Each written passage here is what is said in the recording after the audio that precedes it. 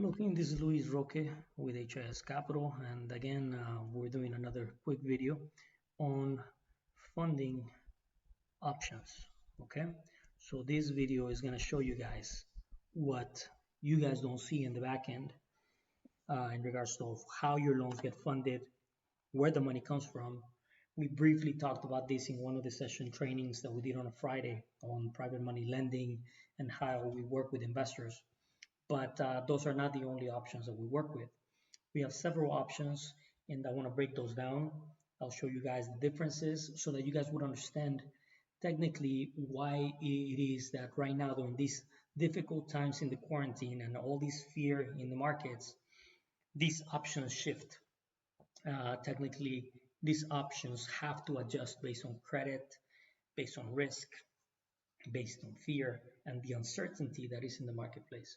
So that's really what I want you guys to see so that we could all be in the same page and understand the difference. So there are three options, and I'll break each one of them. But these are the three options that fund all the loans that we do. So this is HIS, right? So we either A, we keep loans in our balance sheet, okay, and I'll explain that in a second. Two, we keep them in our fund balance sheet, that is HIS fund number 2. I'll explain also what HIS real estate fund number 3 looks like.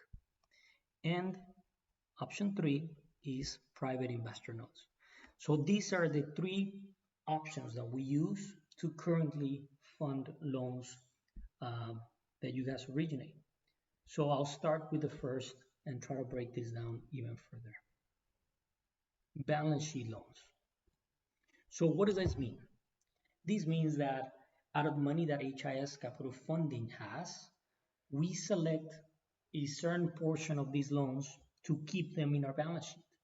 And these are what we determine as top tier clients, basically like A+ credit ratings. We actually get picky. Yes, we select the best clients with the most experience, okay, and with the best credit, the best FICO requirements. Now, with these clients, basically we give them the best terms, right? So yes, guys. So at the end of the day, these are the loans that we keep on our balance sheet, and we hold some of these loans under our entity, HIS Capital Group. For example, I'll show you guys here an example of these loans. This is a mortgage statement that we get from the servicer, which is FCI, and I will explain the role of the servicer. So HIS Capital Group is the investor. All the mortgage balance is 113. The note is 9.25. So it shows the statement that we get from the investor, from the FCI lender services, and I'll tell you what role they play. So these loans, we use our capital to invest in certain loans, and we keep these loans in our balance sheet. These are usually called in the industry portfolio loans. This is another way to refer to some of these loans, like portfolio loans. So give me 1 minute. I'm struggling with this thing. Okay. So portfolio loans. Okay. So that way you guys know. The second option that I want you guys to know is dealing with the loans that we hold under our fund. And the loans that we hold under our fund, for example, here you guys can see a list of some of them. We also use FCI, and again, there are some mortgages that we hold, and we get a statement all the time on how these people are paying, which ones are in default. Right now, our team is working, making sure that we're collecting payments on some of these funds, on some of these mortgages, because some clients are choosing not to pay, even though they have responsibilities. But we're not the federal government. We do not get free passes on collecting mortgages like the banks do. We're just a private bank. So again, this is an example of a portfolio of mortgages, and some loans get paid off, some loans continue to pay, and some, especially right now, are definitely not paying. And again, these are loans under a different entity. This is a private entity that has a group of investors pulled in, and they make payments on that. And lastly is also our ability to originate loans, and we sell them we sell them to investors. We sell them to private money investors, and these investors, I'll show you here.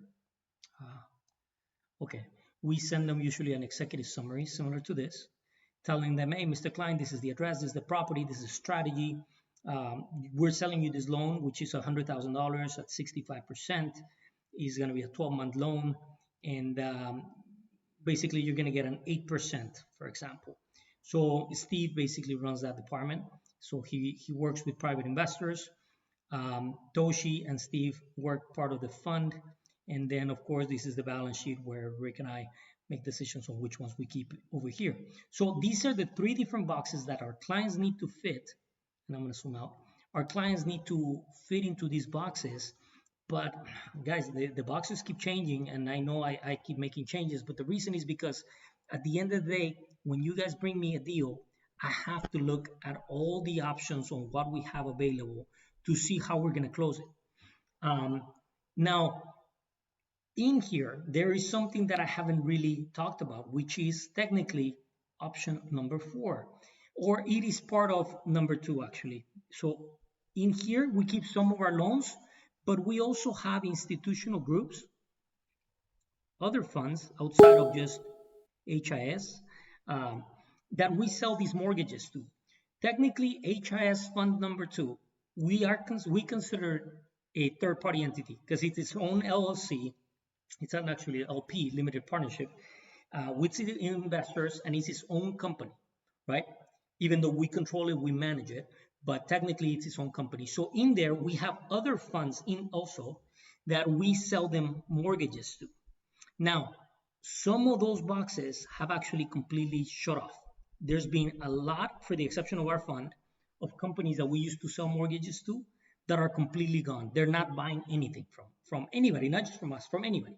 So the only reason why we're still in business is because we have several private investors and because we're funding with our own money. That's the only reason why we're still operating. That's the only reason why we're funding. And of course, some of that is going into HIS fund number 2, but now pretty soon we're going to be adding HIS real estate fund number 3, and that's going to be very significant because it's going to be able to help us even raise more capital, which HIS fund number 2 had a lot of restrictions for. But now the next new fund does not have as many restrictions in the amount of capital that we can raise from regular investors and individuals that want to participate in investment opportunities like the ones we have. So now I mentioned something in regards to the servicer, and that's what I want you guys to really understand. So when a client has a loan, okay, with us, and this is the loan right here, okay, the client basically is dealing with us directly with HIS to put the loan together, right? So we go back and forth with documents and whatever, but at the end of the day, we give this loan the green light and the loan is funded. All right, the moment that happens, there's a third-party servicer called FCI. And we always use FCI whether we fund the loans with any of these strategies over here, okay? Doesn't matter what it is.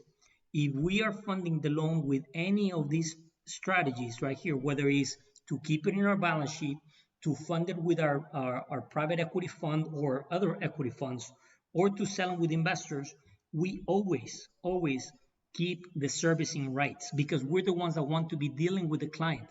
We don't want John Doe to now, as an investor that owns the mortgage, to have to deal with our clients and collect payments and having to deal with headaches. But so what we do is HIS has a service level agreement with our clients through FCI, through the servicer, right? So we have this service level agreement where we continue being the lender, even though the services for payments, the dashboard, the platform, the statements, and all of that is done through FCI. So where I'm going with this is your client will always be making their payments to FCI. FCI passes on those payments to HIS, but then also to the investor, whatever source that is, to the investors. So now, who are these investors? Well, these investors are over here. These are the investors. That's why in the statements you see different names. So the investor could be HIS Capital Group. It could be HIS Capital Funding. It could be HIS Capital Fund number 2, number 3. It could be BlackRock Investments. It could be any major equity group. It could be Sam Ali, the investor of 123 Main Street. So the client, our client, which is the borrower for this loan over here, is always going to be interacting with HIS through FCI. And that's where I was heading with this. That the client will always be making payments to the same place, even though we might sell the mortgage to multiple different investors, as we show right here. So that's really what I wanted to talk to you guys about, so that you guys will understand why we have this constant movement of these different boxes on our investments and our investors, because these things are changing. The guidelines that we need to follow have changed. Even if it's our own money from the fund, we have risk mitigating factors in our prospectus, meaning whenever we sign up new investors, we tell them in there, hey, worst case scenario, this could happen. But then we also take this and these precautionary measures. So within our guidelines in our prospectus, we have to be flexible, but at the same time, if things happen, we have the fiduciary duty to protect our investors. What that means is that our primary role is to protect all of our money partners first in order to issue loans, because otherwise we run into a huge conflict of interest where we just originate to originate, kind of like back in 2005, 2006, Bank of America, Countrywide, Wells Fargo, Washington Mutual, all those banks that were around, they were just originating all kinds of garbage, and they were selling those loans. They would do the same thing we do. They will sell them in a portfolio to multiple investors, and then at the end of the day, all those investors will get stuck with trash. So that's why now new rules exist to protect investors, to make sure that everybody follows these fiduciary duties. So I hope this information is helpful, guys. It helps you guys understand how everything comes into play and what the funding options are that we have. So feel free to ask questions, go through this video, and we'll talk soon. Bye-bye.